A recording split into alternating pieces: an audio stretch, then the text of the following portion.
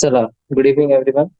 माझं नाव निशांत निरंजन आहे आणि मी एम्स नागपूरच्या एमबीबीएसच्या विद्यार्थी. आजचा आपलं जे टॉपिक आहे ते आहे स्ट्रक्चर ऑफ ॲटम पार्ट 4. ठीक आहे. याच्या अगोदर आपण 3 पार्ट ऑलरेडी घेतलेले आहे. त्याच्यामध्ये आपण फोटो इलेक्ट्रिक इफेक्ट पर्यंत टॉपिक्स कव्हर केलेले. आणि कोणते कोणते टॉपिक्स होते? Discovery of electron, proton, neutron आणि त्यांचे कॅरेक्टरिस्टिक्स. मग त्याच्यानंतर आपण बघितलं थॉमसन, रदरफोर्ड आणि बोर ॲटॉमिक मॉडेल्स. मग आपण हे समजलं की जे आपलं क्वांटम मेकॅनिक्स राहते, क्वांटम मेकॅनिकल मॉडेल राहते कोणत्याही ॲटमचा, त्याचे काय काय फीचर्स राहतात आणि कॅरेक्टरिस्टिक्स राहतात. मग नेक्स्ट आपण बघितला नेचर ऑफ इलेक्ट्रोमॅग्नेटिक रेडिएशन आणि प्लांक्स क्वांटम थिअरी. ठीक आहे. आज आपण हे चॅप्टरला संपूया. आपण स्टार्ट करू. चला, हे जे आपले प्रॉब्लेम्स होते, एक्झाम्पल्स, ते आपण मागच्या सेशन मध्ये घेतलेले होते. ठीक आहे. हे वाले जे आहे की n is equals to 5 state आणि ट्रान्झिशन होत आहे कुठे? n is equals to 2. n म्हणजे काय? आपल्या इथे प्रिन्सिपल क्वांटम नंबर आपण म्हणतात त्याला, बरोबर. चला, आता आपण इथे घेऊ towards quantum mechanical model of the atom. ठीक आहे. आता आपलं जे बोर मॉडेल होता त्याचे काय काही शॉर्टकमिंग्स होते, तर आपण असे प्रयत्न केला की आपण थोडं जास्त सुटेबल आणि जनरल मॉडेल घेऊ ॲटम साठी. आणि याच्यासाठी 2 आपले मेन महत्वाचे डेव्हलपमेंट झाले. कोणते कोणते? फर्स्ट होता आपला ड्युअल बिहेवियर ऑफ मॅटर आणि दुसरं होतं हायझेनबर्ग अनसर्टन्टी प्रिन्सिपल. हे 2 आपले महत्वाचे डिस्कव्हरीज होते. सगळ्यात पहिले आपण बघू ड्युअल बिहेवियर ऑफ मॅटर. आपले जे आता सायंटिस्ट होते डी ब्रॉग्ली, हे फ्रेंच सायंटिस्ट होते, वैज्ञानिक. त्यांनी काय प्रपोज केलं की जसं मॅटर आपलं असते, तर रेडिएशन आपल्याला माहिती आहे, रेडिएशनचा ड्युअल बिहेवियर असते, पार्टिकल आणि वेव्ह नेचर. तसंच मॅटरचा पण ड्युअल बिहेवियर व्हायला पाहिजे. ठीक आहे. म्हणजे दोघेही पार्टिकल आणि वेव्ह लाईक प्रॉपर्टीज. याचा अर्थ काय झालं की जसं आपलं फोटॉन असते त्याच्या जवळ मोमेंटम असते आणि वेव्हलेंथ पण असते, तसंच इलेक्ट्रॉन्स जे आहे त्यांच्या जवळ पण मोमेंटम आणि वेव्हलेंथ व्हायला पाहिजे. ठीक आहे. आणि डी ब्रॉग्ली साहेबांनी हेच अॅनालॉजी घेऊन एक आपल्याला रिलेशन दिला बिटवीन वेव्हलेंथ आणि मोमेंटम. कोणताही मटेरियल पार्टिकल जे आहे ह्या युनिव्हर्समध्ये, तर त्याचा वेव्हलेंथ आणि मोमेंटमचं रिलेशन डी ब्रॉग्ली साहेबांनी आपल्याला दिला. आता हे जे रिलेशन होता ते कसं होता? Lambda is equals to h upon mv. mv म्हणजे काय? मोमेंटम. ठीक आहे. Lambda is equals to h upon mv आणि हे mv काय? आपला लिनियर मोमेंटम. ओके. चला, आणि डी ब्रोग्लीचा प्रेडिक्शन जो होता ते एक्सपेरिमेंटल कन्फर्म केव्हा झालं? जेव्हा आपल्याला हे माहिती पडलं की एक इलेक्ट्रॉन बीम ला जेव्हा आपण फायर करू तेव्हा त्याचं डिफ्रॅक्शन होते. ठीक आहे. आणि हे जी प्रॉपर्टी आहे डिफ्रॅक्शनची, हे वेव्हची प्रॉपर्टी आहे. ठीक आहे. आणि इलेक्ट्रॉन स्वतः काय आहे? पार्टिकल आहे. तर हे आपला कन्फर्म झाला एक्सपेरिमेंटनी की जे आपला मॅटर जे आहे त्याचा पण ड्युअल बिहेवियर असते, लाईट आणि म्हणजे पार्टिकल आणि वेव्ह. आणि हेच आपलं जे फॅक्ट आहे त्याला आपण घेऊन इलेक्ट्रॉन मायक्रोस्कोप बनवला. ठीक आहे. आणि हे बेस्ड आहे आपलं wave like behaviour of electrons. आणि डी ब्रॉग्ली साहेबांनी काय म्हटलं की every object in motion has a wave character. म्हणजे प्रत्येक ऑब्जेक्ट कोणताही असो, ते जर मोशन मध्ये आहे तर त्याचा एक वेव्ह कॅरेक्टर असतेच. आणि जे आपले ऑर्डिनरी ऑब्जेक्ट्स आहे जे रोजच्या लाईफ मध्ये आपण बघतो, त्यांचा मास खूप जास्त राहते, म्हणूनच त्यांचे जे वेव्हलेंथ आहे ते खूपच लहान राहते आणि आपण त्याला बघू नाही शकतो. पण जे इलेक्ट्रॉन्स आहे आणि दुसरे आपले जे सब ॲटॉमिक पार्टिकल्स आहे त्यांचा मास कमीच राहते, खूपच लहान राहते. तर त्यांचा जे वेवलेंथ आहे त्याला आपण अप्रिशिएट करू शकतो. जसं की इथे बघा, आता प्रॉब्लेम 2.12 मध्ये काय आपल्याला विचारलेलं आहे, what will be wavelength of a ball of mass 0.1 kg moving with a velocity of 10 metre per second. तर डी ब्रॉग्ली इक्वेशन आपण इथे लावू. Lambda is equals to h upon m v. सगळे व्हॅल्यूज आपल्याला माहिती आहे. हे वेवलेंथ किती आहे तर बघा तुम्ही, 6.626 इंटू 10⁻34 मीटर. -34 मीटर म्हणजे बघा तुम्ही किती लहान आहे, बरोबर. आणि तसंच आता आपण बघू इलेक्ट्रॉनसाठी. मास ऑफ इलेक्ट्रॉन किती आहे, 9.1 इंटू 10⁻31 kg. त्याची कायनेटिक एनर्जी आहे 3 इंटू 10⁻25 जूल्स. आपल्याला त्याची वेवलेंथ काढायची आहे. कायनेटिक एनर्जीचा फॉर्म्युला आहे हाफ एम व्ही स्क्वेअर, म्हणजे v is equals to 2ke upon m चा अंडर रूट. ठीक आहे, तर आपल्याला वेलोसिटी भेटली इथून. Lambda is equals to h upon m v. म्हणजे इथे जेव्हा आपण पुट करू व्हॅल्यूज तर आपल्याला भेटते 896.7 नॅनोमीटर. हे वाली जी व्हॅल्यू आहे आपली ते अप्रिशिएबल आहे, हे आपण बघू शकतो. आणि दुसरा एक फॉर्म्युला जसा इथे त्यांनी कन्वर्ट केलेला आहे. ठीक आहे, पहिले वेलोसिटी काढली आणि मग त्याच्यानंतर एच अपॉन एम व्ही मध्ये टाकला व्हॅल्यूज. दुसरं आपलं मेथड जे आहे हेच प्रश्न सॉल्व्ह करायचा. ते कसं आहे, lambda is equals to h upon m v.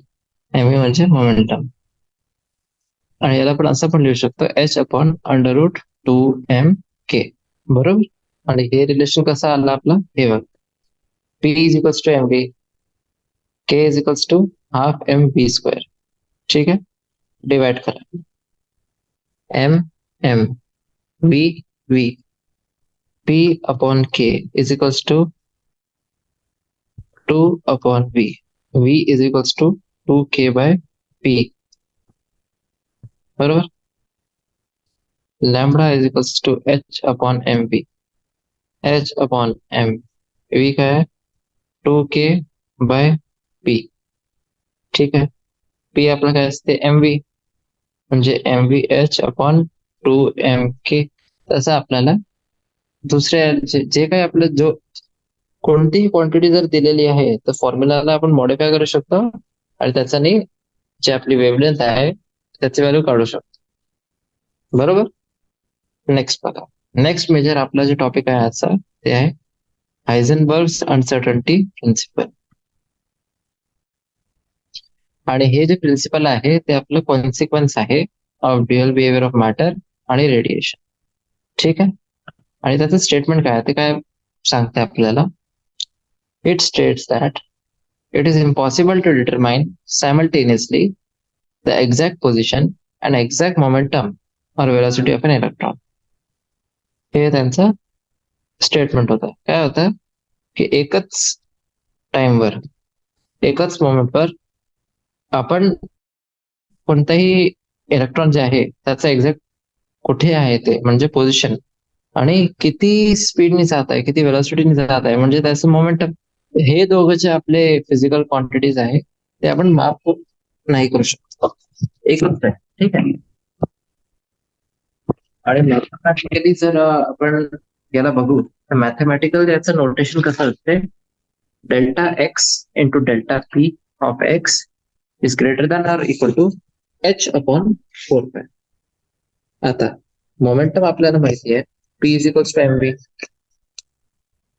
म्हणजे delta x into delta m v x greater than equal to h upon 4 pi. आणि त्याचे आपलं डेल्टा एक्स आहे ते अनसर्टन्टी इन पोझिशन आणि डेल्टा व्ही एक्स आहे अनसर्टन्टी इन मोमेंटम किंवा velocity of the particle. ठीक आहे, तीन फॉर्म्युला आहे आपल्याजवळ, delta x into delta p greater than equal to h upon 4 pi. Next, delta x into delta v is greater than equal to h upon 4 pi, बरोबर. Delta x आपला uncertainty in position, delta p किंवा delta v काय आहे uncertainty in momentum किंवा velocity of the particle. Next बघू आपण की हे जे आपला अनसर्टन्टी प्रिन्सिपल होता हायझेनबर्गचा, त्याचं सिग्निफिकन्स काय आहे, कशामुळे ते एवढं महत्वाचं आहे. आता हे जे प्रिन्सिपल आहे ते आपलं रूल आउट करते एक्झिस्टन्स ऑफ डिफिनेट पाथ्स और trajectories of electrons and other similar particles. ठीक आहे, की आपण असं म्हणत होतो आतापर्यंत की जे आपले इलेक्ट्रॉन्स राहतात आणि दुसरे आपले जे सब ॲटॉमिक पार्टिकल्स राहतात त्यांचा आपला एक डेफिनेट पाथ असते किंवा ट्रॅजेक्टरी असते. ठीक आहे, हे जे अनसर्टनिटी प्रिन्सिपल आहे हे रूल आउट करून देते हे अझम्पशन. कोणतेही ऑब्जेक्ट जे आहे त्याची ट्रॅजेक्टरी जे आहे ते डिटरमाइन होते बाय इट्स लोकेशन आणि वेलॉसिटी ऍट व्हेरियस मोमेंट्स. म्हणजे आपण असं कन्क्लूड करू शकतो की कोणताही ऑब्जेक्ट जे आहे त्याचे पोझिशन आणि वेलॉसिटी हे दोघं जे क्वांटिटीज आहे ते त्याचे ट्रॅजेक्टरी फिक्स करतात. ठीक आहे, हे जे आपला अनसर्टनिटी प्रिन्सिपल आहे त्याचा इफेक्ट सिग्निफिकंट आहे फक्त मोशन ऑफ मायक्रोस्कोपिक ऑब्जेक्ट्स साठी, आणि जे आपले मॅक्रोस्कोपिक ऑब्जेक्ट्स आहे त्यासाठी नेग्लिजिबल आहे, कारण की जे अनसर्टनिटी आहे ते एवढी मॅटर नाही करेल त्या पॉइंटवर. बरोबर, हे पण आता इम्पॉर्टंट आपलं स्टेटमेंट आहे, कारण की जे आपले एक्झामिनर्स राहतात जे प्रश्न सेट करतात ते याचाच एनसीईआरटी मधून आपले स्टेटमेंट्स घेतात आणि त्याला assertion reason type of question जे असते त्याच्यामध्ये कन्वर्ट करून देतात. ते आपण असं म्हणू शकतो की जेव्हा आपण मिलीग्राम साईज किंवा हेवियर ऑब्जेक्ट्स त्यांच्यासोबत डील करत आहोत तेव्हा जे आपले अनसर्टनिटीज असोसिएटेड राहतात ते आपले जास्त सिग्निफिकन्सचे नाही राहत, म्हणजे असं जास्ती काही असं कॉन्सिक्वेन्स त्याच्यामध्ये नसते.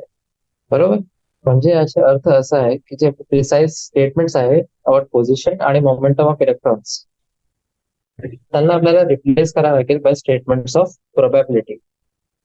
आणि हे कसं आहे की जे आपला इलेक्ट्रॉन आहे एक पॉइंटवर त्याचं एक गिव्हन पोझिशन आणि मोमेंटम राहत. ठीक आहे, आणि हे पूर्ण आपलं कॉन्सेप्ट आहे क्वांटम मेकॅनिकल मॉडेल जे होतं आपण बघत होता ऍटमचा त्याच्यासाठी. नेक्स्ट आपण बघू आता reasons for the failure of bore model. बरोबर, की बोर मॉडेल तर सगळ्यात ऍडव्हान्स्ड होता आणि असं खूपच आपलं वाईडली एक्सेप्टेड मॉडेल होता, ते पण फेल झाला. त्याचे काय काय आपले रिझन्स आहे. बोर मॉडेल मध्ये काय आपलं एक इलेक्ट्रॉनला आपण चार्ज पार्टिकल सारखं मानतो, moving in a well defined circular orbit about the nucleus. याच्यामध्ये आपलं जे वेव्ह कॅरेक्टर ऑफ इलेक्ट्रॉन आहे त्याला आपण कन्सिडर नाही केलेलं आहे बोर मॉडेल मध्ये. आणि फर्दर एक ऑर्बिट जे आहे ते काय असते clearly defined path, and this path can completely be defined only if both the position and the velocity of the electron are known exactly at the same time. आणि हे जे स्टेटमेंट आहे ते आपली पॉसिबल नाही आहे अकॉर्डिंग टू हायझेनबर्ग्स अनसर्टनिटी प्रिन्सिपल. म्हणजे आपलं जे बोर मॉडेल आहे हायड्रोजन ऍटम साठी आपले जे फिनॉमिनन होते किंवा स्टेटमेंट होते त्याला इग्नोर करते. सगळ्यात पहिला आहे आपला ड्युअल बिहेवियर ऑफ मॅटर, आणि दुसरा ते हायझेनबर्ग्स अनसर्टनिटी प्रिन्सिपल जे आहे त्याला पण कॉन्ट्राडिक्ट करते. ठीक आहे, म्हणूनच हे मॉडेल जे होता ते पण फेल झालं. चला आता मग आला quantum mechanical model of atom. आता क्वांटम मेकॅनिकल मॉडेल जे होता ते क्वांटम मेकॅनिक्स वर हे काम करते. क्वांटम मेकॅनिक्सचा अर्थ काय, the branch of science that takes into account this dual behavior of matter is called as quantum mechanics. आणि क्वांटम मेकॅनिक्स बिकॉज बेसिकली काय आहे, हे आपलं एक थिअरिटिकल सायन्स आहे जे आपलं डील करते with study of motions of microscopic objects that have both observable wave like आणि पार्टिकल लाईक प्रॉपर्टीज. ठीक आहे, आणि जे लॉज ऑफ मोशन आहे आपले त्याला हे स्पेसिफाय करते, आणि हे ऑब्जेक्ट्स जे असतात ते त्याला उभे करतात. आणि जेव्हा आपण क्वांटम मेकॅनिक्सला मॅक्रोस्कोपिक ऑब्जेक्ट्स वर अप्लाय केला तेव्हा जे आपल्याला रिझल्ट भेटतात ते पण आपले क्लासिकल मेकॅनिक्स सारखंच राहतात. ठीक आहे. आता जे क्वांटम मेकॅनिक्स आपला ब्रांच होता ते दोन वैज्ञानिकांनी शोधलं होतं, म्हणजे डेव्हलप केलं इंडिपेंडेंटली. एक होते आपले वर्नर हायझेनबर्ग आणि दुसरे होते अरविंद श्रॉडिंगर. श्रॉडिंगरचं तुम्ही नाव ऐकलं असेल की श्रॉडिंगर्स कॅट, जे त्यांचा म्हणजे खूपच फेमस हे एक्सपेरिमेंट म्हणा तुम्ही या काही म्हणा, हे श्रॉडिंगर साहेब होते, अरविंद श्रॉडिंगर. आणि जी आपली फंडामेंटल इक्वेशन होती क्वांटम मेकॅनिक्सची, ती कोणी डेव्हलप केली? श्रॉडिंगर.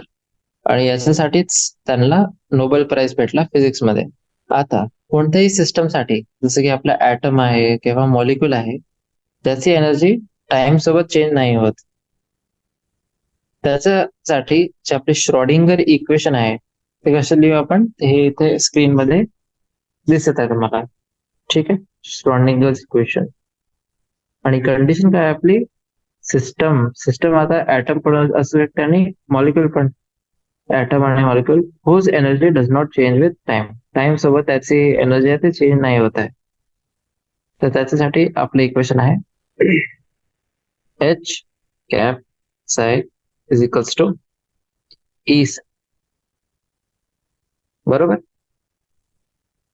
आणि इथे आपलं जे हे एच कॅप सारखं आहे ते आहे आपलं एक मॅथमॅटिकल ऑपरेटर आणि त्याला आपण म्हणतात हॅमिल्टोनियन. ठीक आहे. आणि श्रॉडिंगर साहेबांनी आपल्याला एक रेसिपी दिली की हे जे ऑपरेटर आहे त्याला आपण कन्स्ट्रक्ट करू शकतो from the expression for total energy of the system. आणि एक कोणताही जे सिस्टम आहे त्याच्यामध्ये टोटल एनर्जी काय आहे? The kinetic energy of all subatomic particles, जितके आहे आपले इलेक्ट्रॉन्स, न्यूक्लिआय. मग त्याच्यानंतर अट्रॅक्टिव्ह पोटेन्शियल बिटवीन इलेक्ट्रॉन्स आणि न्यूक्लिआय, आणि रिपल्सिव्ह पोटेन्शियल अमॉंग इलेक्ट्रॉन्स आणि न्यूक्लिआय इंडिव्हिज्युअली. जेव्हा आपण हे इक्वेशन सॉल्व्ह करू तेव्हा आपल्याला ई आणि जे साय आहे त्याची व्हॅल्यू भेटते. नेक्स्ट आपण बघू की हे जे श्रॉडिंगर्स इक्वेशन आहे त्याला आपण हायड्रोजन ऍटम मध्ये कसं अप्लाय करू शकतो. तर जेव्हा श्रॉडिंगर साहेबांनी याला हायड्रोजन ऍटम वर अप्लाय केला, हे जे सॉल्युशन आपल्याला भेटला त्यांनी आपल्याला इलेक्ट्रॉनसाठी पॉसिबल एनर्जी लेवल सांगितले. ठीक आहे. प्रिन्सिपल क्वांटम नंबरचं आपलं नोटेशन जे आहे ते आहे स्मॉल एन. ॲझिमुथल क्वांटम नंबर जे आहे त्याचा आहे एल, आणि मॅग्नेटिक क्वांटम नंबर साठी आहे एम. बरोबर. प्रिन्सिपल क्वांटम नंबर साठी एन, ॲझिमुथल क्वांटम नंबर साठी एल, आणि मॅग्नेटिक क्वांटम नंबर साठी एम. बरोबर. वेव्ह फंक्शन आता आपलं काय असते, ते एक असं मॅथमॅटिकल फंक्शन आहे ज्याची व्हॅल्यू आपली डिपेंड होते on the coordinates of any electron in the atom, आणि त्याचं काही सिग्निफिकंट फिजिकल मिनिंग नाही आहे. आणि हेच जे आपले वेव्ह फंक्शन आहे हायड्रोजन किंवा हायड्रोजन लाईक स्पीशीजचे, ज्याच्यामध्ये एक इलेक्ट्रॉन आहे, त्यालाच आपण म्हणतात ॲटॉमिक ऑर्बिटल्स. आणि असे वेव्ह फंक्शन जे आपले वन इलेक्ट्रॉन स्पीशीज सोबत पर्टेन करतात त्यांना आपण म्हणतात वन इलेक्ट्रॉन सिस्टम्स. आणि याच्या नंतर आपली आहे मेन स्टेटमेंट, जे आपण म्हणतात ना ब्रेड अँड बटर या टॉपिकचा. Probability of finding an electron at a point within an atom is proportional to psi square at that point. ठीक आहे. कोणत्याही ऍटमच्या आतमध्ये जी प्रोबॅबिलिटी आहे इलेक्ट्रॉन शोधायची ते प्रोपोर्शनल टू असते साय स्क्वेअर ऍट दॅट पॉइंट. चला, आता हे जे ग्रीन बॉक्स आहे याच्यामध्ये आपल्याला important features of quantum mechanical model दिलेले आहे. काय काय आहे हे बघूया. आता हे जे मॉडेल आहे ते आपला असं एक पिक्चर आहे, आपण म्हणतात ना पिक्चर आहे स्ट्रक्चर ऑफ द ॲटमचा. आणि हे कुठून आपलं आलं? From application of Schrodinger's equation to atoms. कोणते कोणते आपले इम्पॉर्टंट फीचर्स आहे? सगळ्यात पहिले आहे energy of electrons in atoms is quantized, that is can only have certain specific values. आणि एक्झाम्पल काय याचं? when electrons are bound to the nucleus and atoms. तेव्हा आपल्याला माहिती आहे जे त्याचे ऑर्बिट आहे, एनर्जी लेवल आहे, तेवढी त्याची एनर्जी राहील specific. Next, existence of quantized electronic energy levels is a direct result of the wave-like properties of electron and are allowed solutions of Schrodinger wave equation. काहीच नाही आहे, जे आपले एनर्जी लेवल्स आहे ते आपले wave like properties of electrons जे आहे त्याचे डायरेक्ट रिझल्ट आहे. बरोबर. तिसरा आपला हे आहे जे आपला हायझेनबर्ग अनसर्टन्टी प्रिन्सिपल होता, हे पण याच्यामध्ये इन्क्लुडेड आहे. Both the exact position and exact velocity of an electron in an atom cannot be determined simultaneously. Simultaneously आपण त्यांना माहिती नाही करू शकता. म्हणजे जे पाथ ऑफ एन इलेक्ट्रॉन आहे ऍटमच्या आतमध्ये ते आपण कधीच डिटरमाइन किंवा माहिती नाही करू शकतो. आणि हेच आपलं कारण आहे की जेव्हा आपण डिस्कस करतो हे आपण फक्त प्रोबॅबिलिटी ऑफ फाइंडिंग इलेक्ट्रॉन जे आहे at different points in atom त्याचे आपण डिस्कशन करतात, फक्त प्रोबॅबिलिटी. नेक्स्ट बघा, fourth point, atomic orbital is the wave function for an electron in an atom. ठीक आहे. atomic orbital काय असतं आपलं? atomic orbital फक्त आपलं वेव्ह फंक्शन आहे. कोणतंही ऍटम जे आहे त्याच्यामध्ये जे इलेक्ट्रॉन आहे आणि जेव्हा पण कोणते इलेक्ट्रॉन डिस्क्राईब होते बाय वेव्ह फंक्शन आपण म्हणतात की ते जे इलेक्ट्रॉन आहे ते यावाला ऑर्बिटलला ऑक्युपाय करतात. The probability of finding an electron at a point within an atom is proportional to the square of the orbital wave function म्हणजे psi square at that point. हे जे आपलं आहे psi square त्याला आपण म्हणतात probability density.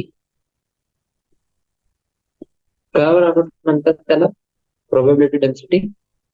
कारण की जे आपली इलेक्ट्रॉनला शोधायची जे प्रॉपर्टी आहे at a point within an atom ते प्रपोर्शनल राहते square of the orbital wave function म्हणजे हे psi square. हे जर आपला probability density आणि हे प्रत्येक वेळा पॉझिटिव्हच येते. आणि psi square ची व्हॅल्यू आपण डिफरंट पॉइंट्स वर माहिती जेव्हा करली एकच ऍटमच्या आतमध्ये तर आपण ते रिजन अराउंड द न्यूक्लियसला आपण प्रेडिक्ट करू शकतो जिथे आपल्याला इलेक्ट्रॉन मोस्ट प्रोबॅबली भेटेल. बरोबर. नेक्स्ट बघा, ऑर्बिटल्स आणि क्वांटम नंबर्स. हे जे ऑर्बिटल्स आहे तर आपण डिस्टिंग्विश कसं करू? बाय शेप, साइज आणि ओरिएंटेशन. जर समजा कोणत्याही ऑर्बिटलचा साईज आपला लहान आहे म्हणजे जास्ती चान्स आहे त्या इलेक्ट्रॉनला न्यूक्लियसच्या जवळ आपण फाइंड करू शकतो. ठीक आहे. तसंच शेप आणि ओरिएंटेशनचा काय अर्थ आहे की जास्ती प्रोबॅबिलिटी आहे की आपण त्या इलेक्ट्रॉनला शोधू शकतो along certain directions than along others. म्हणजे जे आपले डायरेक्शन आपण स्पेसिफाय केलेले आहे तिथे आपल्याला इलेक्ट्रॉनची भेटण्याची जे प्रोबॅबिलिटी आहे ते जास्ती आहे कम्पेअर्ड टू अदर्स. तर आपल्याला प्रिसाइजली असं अलग अलग करायचं आहे किंवा डिस्टिंग्विश करायचं आहे ते करतो आपण by the help of quantum numbers. प्रत्येक ऑर्बिटलला आपण 3 क्वांटम नंबर जे ते असाइन करतो. कोणते कोणते? NLM. एक आहे प्रिन्सिपल क्वांटम नंबर, एक आहे अझिमुथल क्वांटम नंबर आणि एक आहे आपला मॅग्नेटिक क्वांटम. ठीक आहे. प्रिन्सिपल क्वांटम नंबर आपलं काय असते? ते एक पॉझिटिव्ह इंटिजर आहे आणि त्याची व्हॅल्यू काय आहे? n is equals to 1, 2, 3. आणि हे आपलं डिटरमाइन काय काय करते? Size and to large extent of the energy of the orbital. Principal quantum number आपला शेलला पण आयडेंटिफाय करते. ठीक आहे. कोणत्या शेल मध्ये? All the orbitals of a given value of n constitute a single shell of atom. म्हणजे shell आपला आहे KLMN आणि n ची व्हॅल्यू काय? 1, 2, 3, 4. KLN. Size of an orbital increases with increase of principal quantum number n. ठीक है. म्हणजे त्याचा अर्थ काय आहे की electron will be located away from the nucleus. Azimuthal quantum number l, याला पण म्हणतात ऑर्बिटल अँग्युलर मोमेंटम किंवा सबसिडरी क्वांटम नंबर. हे आपला ऑर्बिटलचा 3 डायमेन्शनल स्पेस शेप जे आहे ते आपलं डिफाईन करते. आता कोणती व्हॅल्यू आहे एन साठी, एल ची व्हॅल्यू असते फ्रॉम 0 टू n-1. बरोबर. म्हणजे जर एन ची व्हॅल्यू आहे 3, पॉसिबल एल ची व्हॅल्यू काय काय असेल तेव्हा 0, 1, 2. प्रत्येक शेल मध्ये एक किंवा जास्ती सब शेल्स, हे आपण त्याला काय म्हणतात, सब लेवल्स राहतात. ठीक आहे. आणि आता नंबर ऑफ सबशेल एक प्रिन्सिपल शेल मध्ये ते आपल्या राहतात equal to value of n. प्रत्येक सबशेलला आपण एक अझिमुथल क्वांटम नंबर असाइन करतो. ठीक आहे. हे जे सबसेल आहे त्याचं नोटेशन बघा आहे 0, 1, 2, 3, 4, 5 SPD FGH. जसं की इथे बघा N1 आहे, L0 म्हणजे 1S, 1S, 2S, 2P, 3S, 3P, 3D, 4S, 4P, 4D, 4F. तर हे आहे आपले सबशेल नोटेशन. मग आपण बघू मॅग्नेटिक ऑर्बिटल क्वांटम नंबर म्हणजे ML. हे आपल्याला काय सांगते, हे आपल्याला इन्फॉर्मेशन देते about spatial orientation of the orbital with respect to standard set of coordinate axis.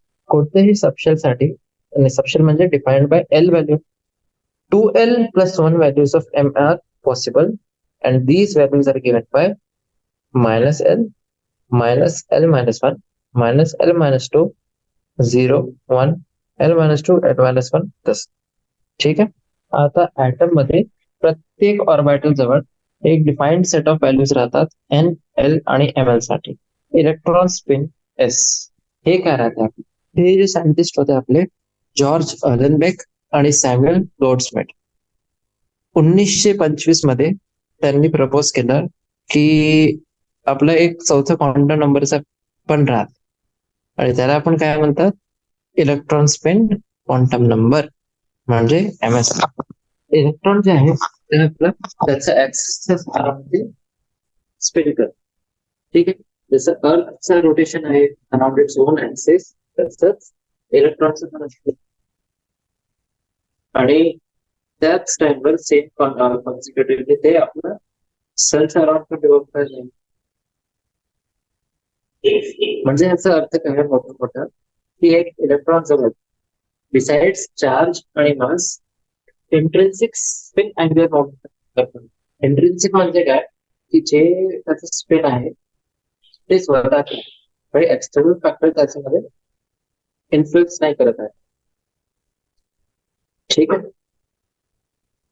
आता हे जे मोमेंटम आहे आपला अँग्युलर मोमेंटम आहे इलेक्ट्रॉनचं, म्हणजे वेक्टर क्वांटिटी आहे. हे वेक्टर क्वांटिटी जर आहे याच्यामध्ये आपले 2 ओरिएंटेशन असतात relative to the chosen axis. हे जे ओरिएंटेशन आहे आपले 2 ते आपण डिस्टिंग्विश करतात बाय स्पिन क्वांटम नंबर्स. आणि याचे व्हॅल्यू काय असते, +1 किंवा -1. आणि हे जे +1 आणि -1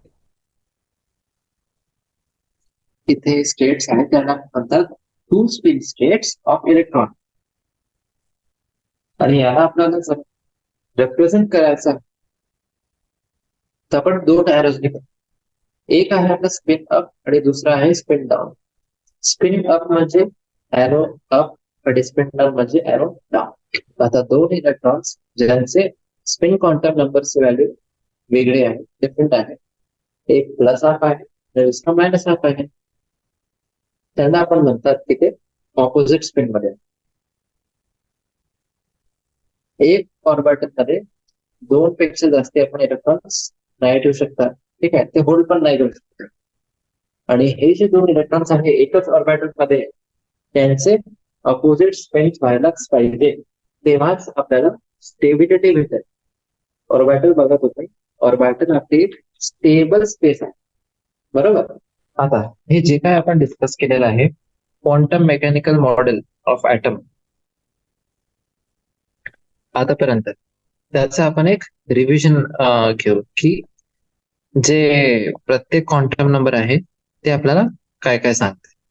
ठीक आहे, चला. तर एक आहे आपला सगळ्यात पहिले एन. एन म्हणजे काय? Principal quantum number. ते आपला डिफाईन करते शेलला.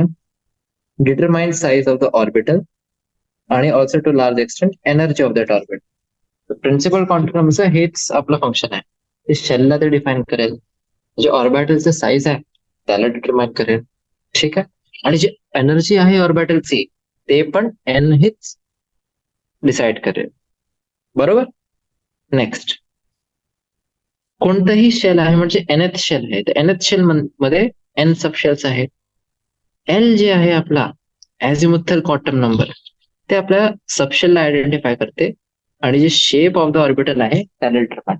ठीक आहे, सगळ्यात पहिले त्याने काय करलं, सबशेल आहे की नाही आहे त्याला आयडेंटिफाय केलं, आणि मग त्याच्या नंतर जे ऑर्बिटर होता त्याचा शेप डिटरमाइन केला.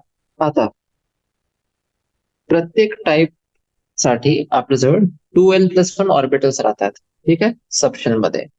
म्हणजे एक s orbital l is equals to 0, 3 p orbitals, जर एल इज इक्वल्स टू 1 आहे म्हणजे 3 पी ऑर्बिटल्स, आणि 5 d orbitals l is equals to per subshell. आणि काही एक्सटेंट पर जे आपला एल आहे ते energy of orbital multi electron atom मध्ये पण डिटरमाइन करते. ठीक आहे, तर 1s orbital, 3p, 5d orbitals. Next आहे आपला मॅग्नेटिक क्वांटम नंबर ml. ते आपला ओरिएंटेशन ऑफ द ऑर्बिटल जे आहे त्याला डेझिग्नेट करते. ठीक आहे, ओरिएंटेशन. आणि एक एल ची जी व्हॅल्यू आहे, गिव्हन व्हॅल्यू ऑफ एल साठी ml ची व्हॅल्यू राहते 2l+1. ठीक आहे, same as number of orbitals per subshell. म्हणजे असं असं आहे की number of orbital is equal to number of ways they are oriented. आणि एमएस तर आपल्याला माहिती आहे, जे स्पिन क्वांटम नंबर आहे ते आपला orientation of the spin off the electron जे आहे ते आपल्याला सांग. ठीक आहे, next one, shapes of atomic orbitals. आता आपण बघितलं की एल जे होता आपला ॲझिमुथल क्वांटम नंबर, ते ॲटॉमिक ऑर्बिटल्सचा शेप पण डिफाईन करतो. बरोबर. जे आपला ऑर्बिटल वेव्ह फंक्शन आहे जे आपण म्हणत होतो साय. ठीक आहे, साय जे होतं तर ते आपलं जास्ती काही सिग्निफिकन्स नसते. हे फक्त एक मॅथमॅटिकल फंक्शन आहे of coordinates of the electron. मग आपले आले सायंटिस्ट मॅक्स बॉर्न, हे होते जर्मन फिजिसिस्ट. ठीक आहे, यांनी काय म्हटलं की जे square of the wave function आहे psi square at a point, ते आपल्याला प्रोबॅबिलिटी डेन्सिटी देते of the electron at that point. आणि variation of psi square as a function of r for 1s and 2s orbitals हे आपल्याला इथे figure मध्ये दिलेलं आहे. त्याचे 4 ग्राफ आहे, ते आपल्याला सांगतात variation of psi square as function of r for 1s आणि 2s ऑर्बिटल. आणि 1s ऑर्बिटल साठी कसं आहे, प्रोबॅबिलिटी डेन्सिटी न्यूक्लियस जे आहे, न्यूक्लियस जिथे आहे तिथे मॅक्सिमम आहे, आणि शार्पली असं डिक्रीज होते जसं जसं आपण त्याच्याने दूर जाऊ. 2s ऑर्बिटल साठी काय असते, प्रोबॅबिलिटी डेन्सिटी सगळ्यात पहिले कमी होते शार्पली टू 0, आणि मग आणि after reaching a small maxima ते कमी होते. ठीक, मॅक्सिमम म्हणजे हायेस्ट पॉइंट आहे, हे जास्ती नाही, स्मॉल मॅक्सिमा ते कमी होते अगेन आणि approaches 0 as the value of r increases further. Region where this probability density function reduces to 0 त्यांना आपण काय म्हणतात, नोडल सर्फेसेस किंवा सिम्पली नोड्स. इन जनरल असं आपण असं बघितलेलं असं ऑब्झर्वेशन आहे आपले की जे NS ऑर्बिटल आहे त्याच्यामध्ये n-1 नोड्स राहतात. ठीक आहे, म्हणजे याचा अर्थ काय आहे की नंबर ऑफ नोड्स वाढेल with increase of principal quantum number n. आणि हे जे प्रोबॅबिलिटी डेन्सिटी व्हेरिएशन आहे त्याला आपण व्हिज्युअलाइज करू शकतो in terms of charge cloud diagrams. Charge cloud diagrams. एक आहे आपले चार्ज क्लाउड डायग्राम्स आणि दुसरे आपले बाउंड्री सरफेस डायग्राम्स. हे बघा, हे फिगर 2.13 मध्ये आपल्याला जे आपले वेगळे वेगळे ॲटॉमिक ऑर्बिटल्स आहेत 1s 2s, ठीक आहे, ते दिलेले आहे. Boundary surface diagrams. चला, हे जे आपलं फिगर आहे 2.15 ते आपला 3D ऑर्बिटल साठी रिप्रेझेंटेशन आहे. जसं की एक आहे आपला DX5, एक आहे DXZ आणि एक आहे DYZ. मग चौथं कोणता आहे आपला DX2Y2 आणि पाचवा आहे DZ2. हे लक्षात ठेवा. DZ2 जे आहे अलॉंग द Z ऍक्सिस आहे असं. मग DX2Y2 अलॉंग X आणि Y ऍक्सिस. DYZ आपल्याला माहिती आहे त्या पेन मध्ये असेल XY आणि XZ, बरोबर. इथे बघा, तीन आपल्याजवळ 2p ऑर्बिटल्स आहेत. एक आहे 2px, एक आहे 2py आणि तिसरा आहे आपला 2pz. आता टोटल नंबर ऑफ नोड्स जे आहे त्याचा फॉर्म्युला आहे n-1, म्हणजे सम ऑफ L अँग्युलर नोड्स आणि रेडियल नोड्स. दोन प्रकारचे नोड्स राहतात. एक राहते आपला अँग्युलर नोड आणि दुसरा राहते आपला रेडियल नोड. त्याचा सम आहे ते. मग त्याच्यानंतर आपण बघू एनर्जीज ऑफ ऑर्बिटल्स. आणि एनर्जी फक्त प्रिन्सिपल क्वांटम नंबर जे आहे ते डिटरमाइन करते हायड्रोजन ऍटम. सिक्वेन्स काय आहे, जे एनर्जीचा सिक्वेन्स आहे ते कसं आहे हे बघा. 1s सगळ्यात कमी आहे, लेस दॅन 2s 2p, मग 3s 3p 3d, लेस than 4s 4p 4d 4f, असंच ते डिस्ट्रीब्युशन आहे. ठीक आहे. त्याच्यानंतर आपलं एक इम्पॉर्टंट कॉन्सेप्ट आहे की जे ते ऑर्बिटल्स ज्यांची एनर्जी सारखी राहते त्याला आपण म्हणतात डिजनरेट ऑर्बिटल्स. आणि जे 1s ऑर्बिटल आहे आपला हायड्रोजन ऍटम मध्ये ते आपला मोस्ट स्टेबल कंडिशन आहे, बरोबर. तर त्याला आपण म्हणतात ग्राउंड स्टेट. आणि एक इलेक्ट्रॉन जे हे वाला ऑर्बिटल मध्ये रिसाइड करत आहे ते आपला मोस्ट स्ट्रॉंगली हेल्ड बाय राहते न्यूक्लियस. आणि जे आपले हायर ऑर्बिटल्स राहतात त्याच्यामध्ये जर कोणताही इलेक्ट्रॉन आहे तेव्हा आपण काय म्हणतात, आपण की ते एक्साइटेड स्टेट मध्ये आहे. ठीक आहे.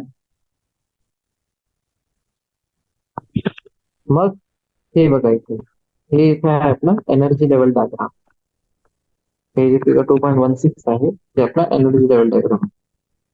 जसं की हे बघा 1s, मग 2s 2p, p मध्ये 3 आपल्या जवळ ऑर्बिटल्स राहतात. मग नेक्स्ट आहे आपला 3s 3p 3d.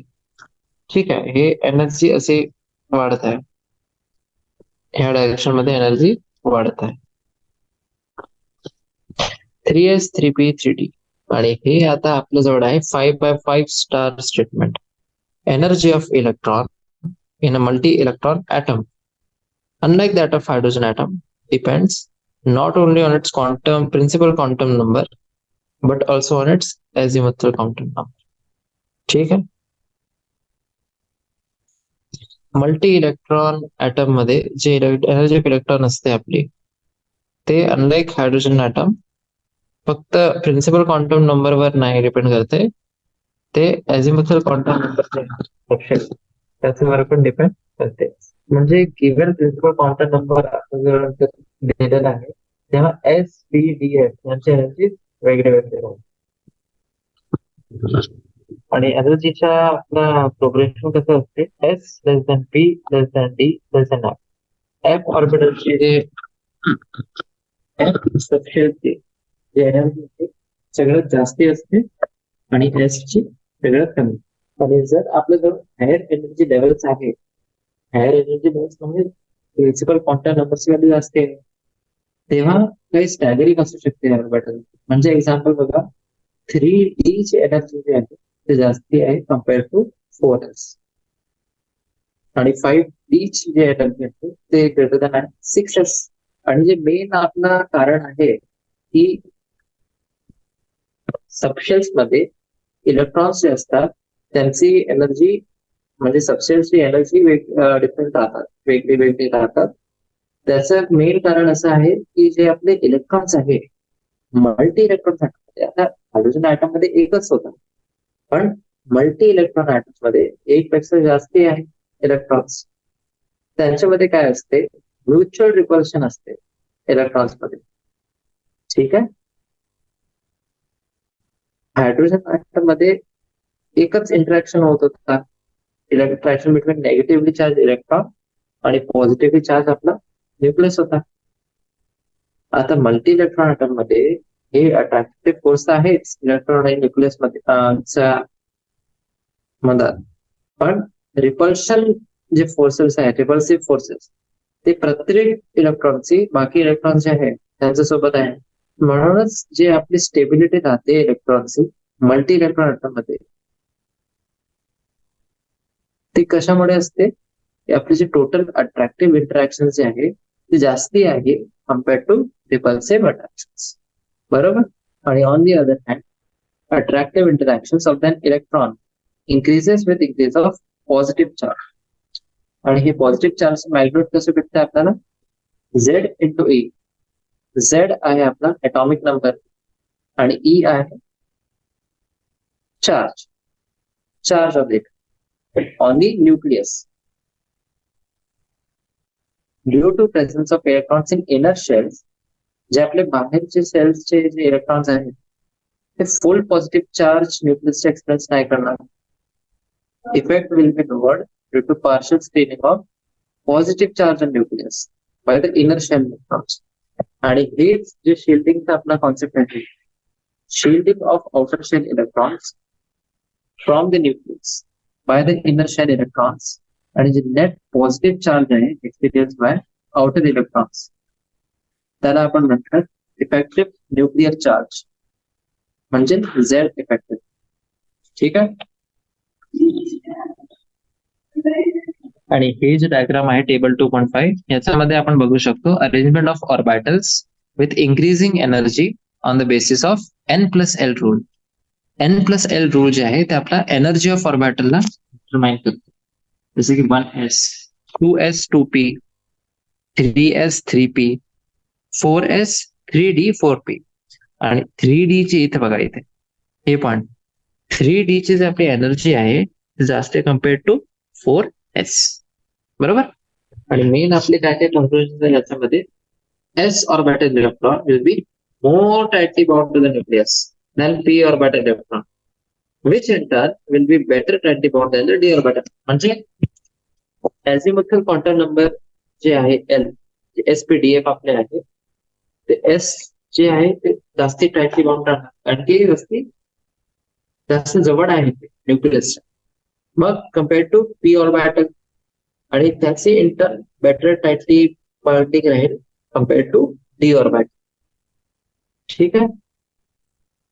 म्हणजे 2-3 कंक्लुजन आपल्या अजून कोणते आहे, lower the value of N+L for an orbital, तितकी कमी त्याची एनर्जी आहे. ठीक आहे. आणि 2 ऑर्बिटल जवळ जर N+L ची व्हॅल्यू सेम आहे, तर orbital with lower value of N, त्याची एनर्जी जी आहे ते लोअर आहे. बरोबर. आणि तेच आपण इथे बघितलं आता 3D आणि 4P. 3D मध्ये आपलं असते 3 + 2 5, आणि 4P मध्ये 4 + 1 5, 5 झाला. N+L ची व्हॅल्यू सेम आहे, पण 3D जे आहे त्याच्यामध्ये N ची व्हॅल्यू 3 आहे. प्रिन्सिपल क्वांटम नंबर जे आहे त्याची व्हॅल्यू किती आहे, 3. ते कमी आहे आपला 4 पेक्षा, म्हणूनच याची एनर्जी जी आहे ती कमी आहे कम्पेअर्ड टू 4P. आणि एक बोल्ड मध्ये स्टेटमेंट आपल्याला दिलेलं आहे, energies of orbitals in the same subshell decrease with increase in the atomic. आणि हे कोणता ॲटॉमिक नंबर आहे, Z इफेक्टिव्ह, म्हणजे इफेक्टिव्ह ॲटॉमिक. बरोबर. चला, नेक्स्ट आपले फक्त 3 प्रिन्सिपल्स आहेत जे आपण ऑर्बिटल्सला फिल करायसाठी आपण त्याचा उपयोग करतात. एक आहे आपला ऑफ प्रिन्सिपल. ठीक आहे. ग्राउंड स्टेट मध्ये ऑर्बिटल्सला आपण फिल करतो in order of increasing energy. दुसरा आहे पॉलीज एक्सक्लुजन प्रिन्सिपल. याच्यामध्ये no two electrons in an atom can have the same set of 4 quantum numbers. चौघे आपले जे क्वांटम नंबर्स आहेत त्याची व्हॅल्यू सेम नाही राहू शकत कोणत्याही 2 इलेक्ट्रॉन्स मध्ये जे एक ॲटम मध्ये प्रेझेंट आहे. फक्त 2 इलेक्ट्रॉन्स राहू शकतात एक ऑर्बिटल मध्ये, आणि हे जे इलेक्ट्रॉन्स आहेत त्यांची स्पिन ऑपोजिट व्हायला.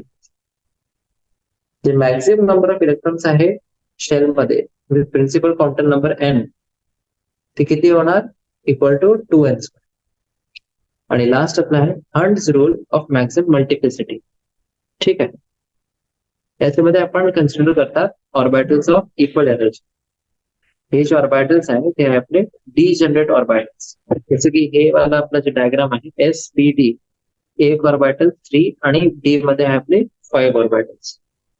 बरोबर. आणि इथे आपलं आहे causes of stability of completely filled आणि half filled structures. Symmetrical distribution राहते इलेक्ट्रॉनचा, आणि एक दुसरा आपला कॉन्सेप्ट असते एक्सचेंज एनर्जी. ठीक आहे, हे होते आपले जे टॉपिक्स मेन. पूर्ण आपण हे चॅप्टर कव्हर केलेलं आहे 4 सेशन्स मध्ये. स्ट्रक्चर ऑफ ॲटम खूपच महत्वाचं आहे आणि खूप क्वेश्चन्स विचारतात ते एक्झामिनर्स आहे नीट परीक्षामध्ये. ठीक आहे, चला मग ऑल द बेस्ट आणि थँक्यू.